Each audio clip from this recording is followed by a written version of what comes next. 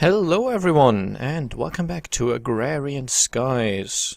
My birch tree farm is still going. I have some more stuff, some more redstone, and there's more where that came from. I will just quickly, you can already tell on the minimap that stuff has changed a little. I'll show you what exactly in just a moment. I just want to go through this and get all my carrots. They are healthy, so that's good. I'm definitely eating plenty of vegetables. In fact, I'm pretty much... well, actually, I'm drinking, but who says we need solid food anyway? It's almost 2 stacks, that's good. My stone generator is also happily stoning away. Yeah, not really much use for it at the moment, but I think when I do another build, I'll be happy to have a solid amount of stuff. Because this took quite a bit. Before I go on with that though, I need to do some stuff. Just making sure I don't have anything left in my furnaces. I don't. Okay, so what I did, obviously I had the rubber trees, and the rubber trees give you raw rubber. I'll just... kind of a waste, but I'll show you anyway. So if you put the raw rubber into a furnace, it smelts into rubber bars. These. And if you put those into a furnace, they smelt even further into, give it just a moment, into raw plastic. Can I smelt those further? I didn't think I could. Now from raw plastic, what you do is you do a 4x4 grid, 2x2 grid, so just fill it up with raw plastic, and that gives you plastic sheets. And I need those plastic sheets for a particular purpose, and so I made the plastic off camera, but I want plastic boots. And also I want to do, hoping I got this right, didn't quite check the recipe, I'm doing it off memory. Yes, correct. It should be 5 stacks and a bit of conveyor belts. Believe that's what I need. Okay, I'll put on the plastic boots. They don't give me much armor, but that's not really why I have them. I also need a stack of stone bricks. Slightly disorganized, but lots of stuff to show you. Well, actually, that's pretty much all. And this is the mob tower, if you hadn't recognized that. So the mobs will drop down and stand on this 2x2 place here. I might put in some fall damage control eventually, something like a sort of vines growing down all the way, so the mobs, so they don't take fall damage. Otherwise, I might just put some sort of, I think what I used was slime blocks in my my private world, because slime blocks prevent fall damage, at least occasionally. And some of it, so that would be nice. This little setup here is also nothing fancy or special. It's just a little thing to automate the production of dirt. Because up to now I constantly manually put in my compostable items into the barrels and waited for them. Now all I do is I put the compostable items up in the chest. They are hoppered into the barrel, and barrels support hoppers, so that works perfectly fine. He puts in everything from the hopper into the barrel. The barrel then starts doing its job. When it's done, the hopper below pulls out the dirt and puts it into this chest. So basically whenever I go through my carrots, I just stuff all the carrots or the saplings, whatever I want to compost, I just put in here, and it'll, after a while, it'll turn into dirt. And that will cut down on the manual labor quite a bit. Now, the mob farm is really just a standard design. It's not particularly fancy or particularly large. As you can see, I've got 16 of these spawning platforms. Each of them have 8 spawning spaces, so that's 8 times 16, that's 128 spawning spaces. The great advantage of skyblock maps is that we have well, we have no other spawning spaces, so we have a perfect perimeter set up. Once the torches are out, this is the only place stuff can spawn. And there's a reason I needed the rubber boots, and that's those conveyor belts.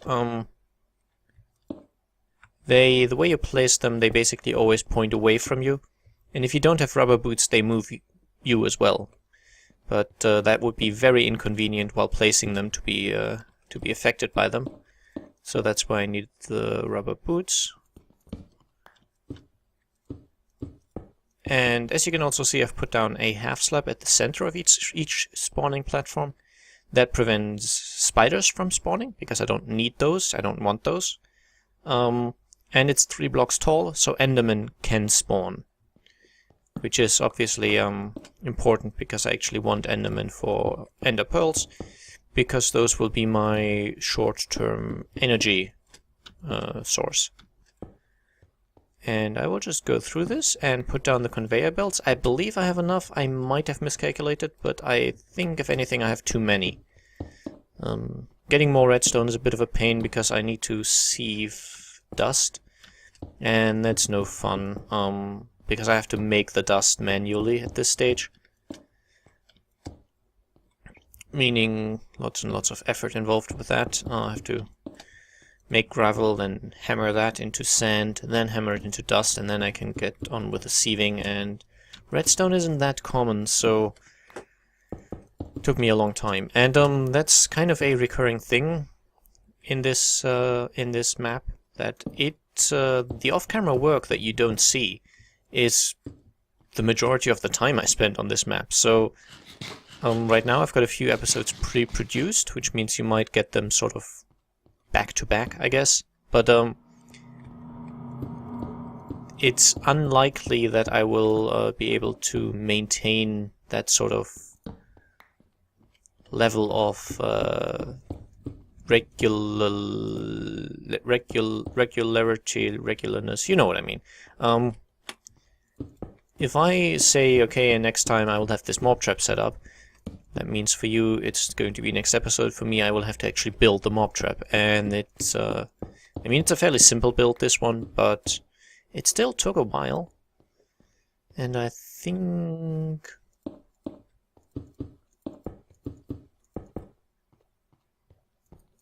I want this to be symmetrical, even though there's no real reason to. As long as it all works, it's just fine. But I have a thing for symmetry. I need it to be symmetrical. And these guys, I want to point that way.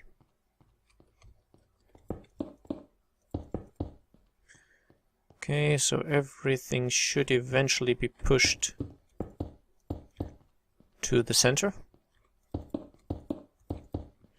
where it will then drop down, and I think a lot of mobs will die from that damage, but not all of them. Where did I put my exit there? The creepers should all die, and most of the skeletons and zombies, except for the ones which have armor. And I believe Endermen shouldn't die from this fall, but I don't actually know. And I actually made too many conveyor belts. Well, that's fine, I guess. Now I want to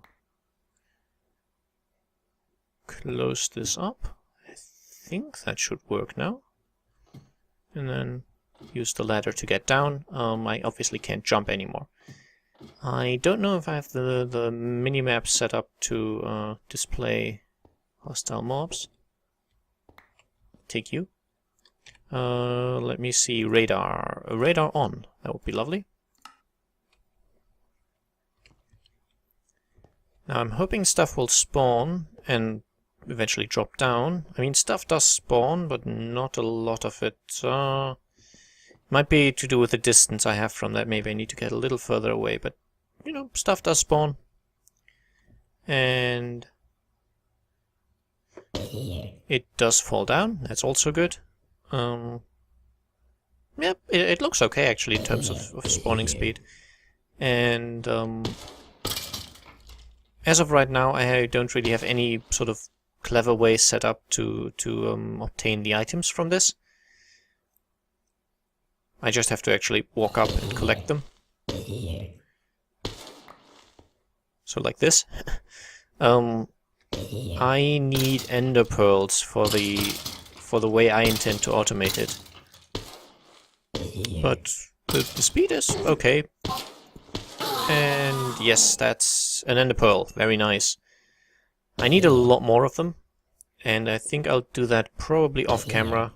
But looks like a successful project. So yeah, I'll do some farming here and I'll see you in a bit. Okay guys, just a quick thing for now, because actually that's a little too soon. I want to make 2 chests. Kind of the first step in automating my mob farm is building something called a vacuum hopper, which is a normal hopper, obsidian and an ender pearl, making this vacuum hopper, and that is a very useful device from OpenBlocks. Because what I had to do so far was kind of build these little corners here, so I could collect the items through the wall. And that's not so nice, I guess. So instead what I'll do, plop down a vacuum hopper, set it up so it's got an output right here, and then place a chest there. And now the vacuum hopper, it does pretty much what you expect it to do. I also need 10 bones, if I remember correctly, so about half of those. And I need 10 zombie flesh. And that can go in there as well. And now I can fix this ugliness.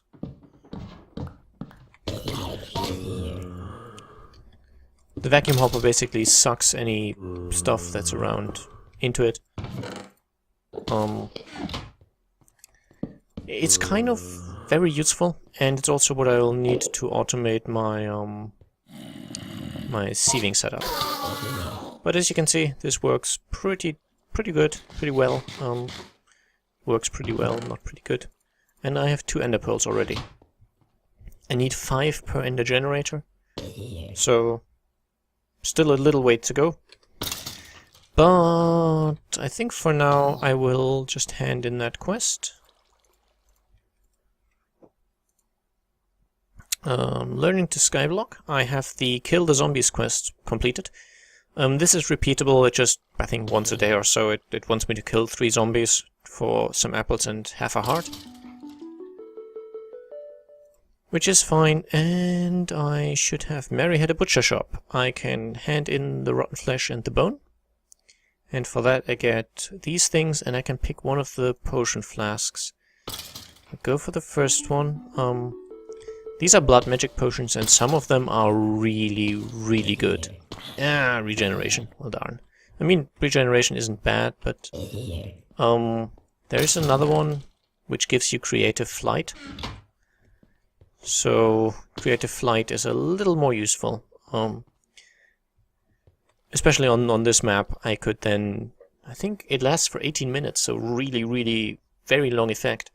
And I could just use that to, for example, build downwards without having to do some sneaky stuff with, you know, the usual skyblock thing where you put down water and then you just kind of swim down the water stream. That's a bit of a hassle. I don't like doing it.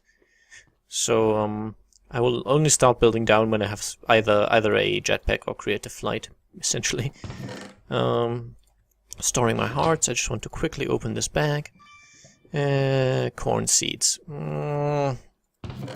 I mean, it's okay, but it's not really a great reward. And I'm still running out of space. I get a mystery safari net. This spawns something. I don't know what. And I truly don't know. So I'm not going to use it for a long time, because I definitely know that you get spawn eggs later on as a quest reward. One of them just spawns an ender dragon, if you have the config set up correctly. So, not particularly desirable for the moment. Okay, anyway, I will take a break here and see you in a bit. Okay, one more thing I just forgot. After we did the Mary Had a Butcher Shop quest, we got a few more quests. One of them is making plastic sheets. And I've shown you how to do that, and, well, I've done it. So, I'll take the second reward back. It also opened up a quest to make an auto brewer, which I don't quite need to go into the nether. I can do other stuff, but I'll get into that later, and this one requires me to go into blood magic. So again, that's going to happen later, and a good reward pack containing, yeah, TNT. Brilliant. Okay, and once again I'll farm some stuff and see you in a bit. Okay guys, I'm back. It's been going quite well, and I have stuff prepared. I'm just hoping I can remember all these recipes. Not all of them are equally relevant for my current endeavor. And I think from now on, if you've already seen a recipe once, I will then start doing that off camera as well. And wow! Is that 4 Endermen? That would be lovely. I can definitely use the pearls. Very nice. I do have 8 now. It's very good. Remember they're my energy source as well as my as a crafting ingredient that I require, so having more of them is always good. And one thing that I should probably point out is you can also put rotten flesh in here, and it, well, gets turned into dirt. So that's another thing I can really use that mob farm for. Now I know I want a furnace.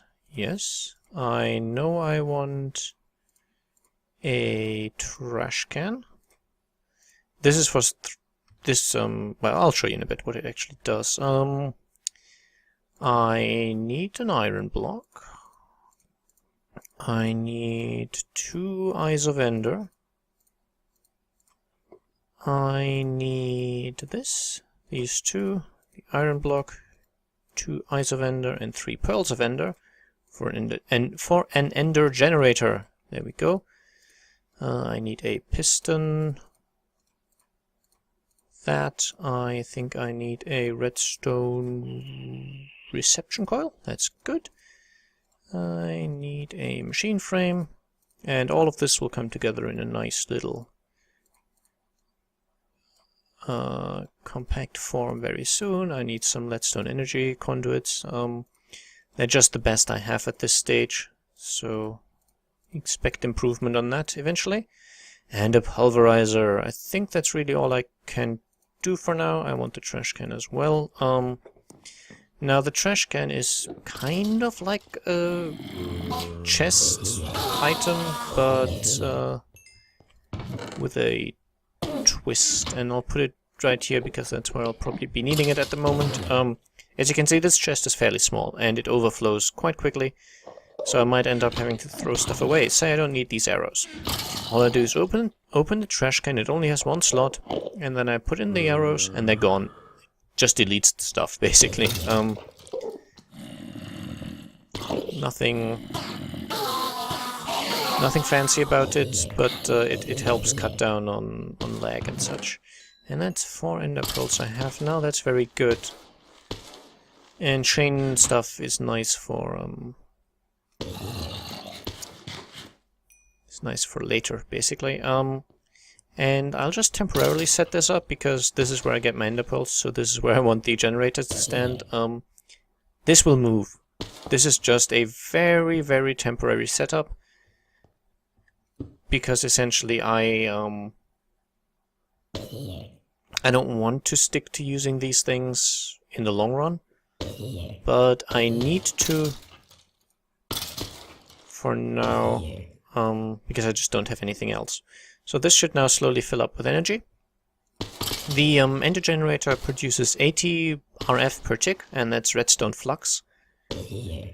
And that's exactly how much the leadstone energy conduit can transport, so that's quite nice. The way it works is I could hook up a second ender generator to this conduit, and that would be fine. It's kind of one connection, can only take these 80 RF per tick, but the other ender pearl generator would be at a different connection, so that would go.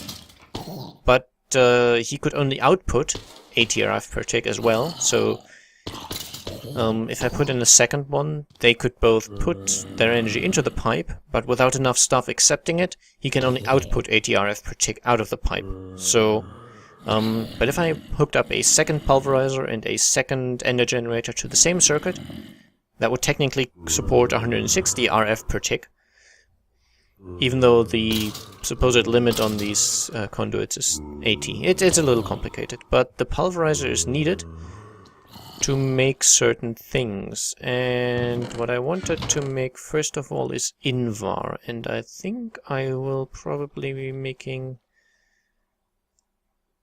I think that's how it goes. It's 1 nickel, 2 iron.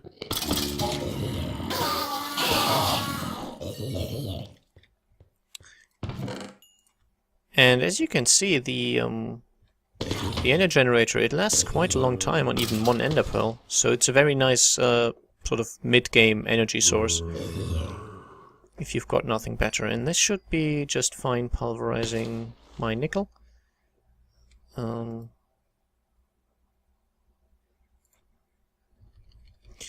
I want the NAI to be gone, so I'm searching for something that definitely doesn't exist. And even while the pulverizer is running, it seems like he's still... Yeah, he's still accumulating power, because even running, this thing doesn't take 80 RF per tick. So that is, well, something to be considered for larger networks that I will be building eventually, but right now this is just fine. And this gives me Invar blend. Now Invar is sneaky stuff. I might need more of those because I need Invar ingots. No, I actually want the shaped crafting. I want to make... Where are you? I want Invar spikes to augment my mob farm. There they are. So for that I need an Invar block, which is 9. And another 6 for the... So I need 18 Invar in total. So I need that many again. So another 3 nickel, another 6 iron. I know I'm running low, but with the pulverizer I'm almost at the stage where I can automate.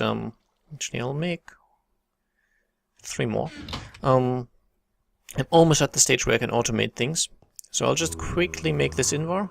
I don't want to cut everything, so I'm showing the Invar production process, even though it's not really that interesting. And look, another ender pearl. Very nice. And since I don't really need rotten flesh for food, I can just put it in here, and I am now at 70 dirt. So I could almost set up another one of those farms. The 9x9 farm plot with a single water source takes 80 dirt. So I'm almost there if I wanted a second layer to that, for example. Not that I currently need it, but I mean, eventually I might. So there is that. And you should be done, so now I make the iron. Okay, and this will actually end up wasting power, because even it has a sort of internal buffer. But when that's full, I'm sort of, well, not exactly able to do anything. That should be fine. I need another alloy as well that I can currently only make using the pulverizer. And later on I will have different methods of producing these. But all that I can do at the moment is pulverize the items and then craft them into the correct blend. For example, silver and gold turn into electrum. Now I will smelt this all, and next episode I'll show you what I want all of this out of here eventually. Anyway, so I'll smelt these, and next time you will see what I have in mind with them. I hope you enjoyed, and I'll see you again soon. Bye bye.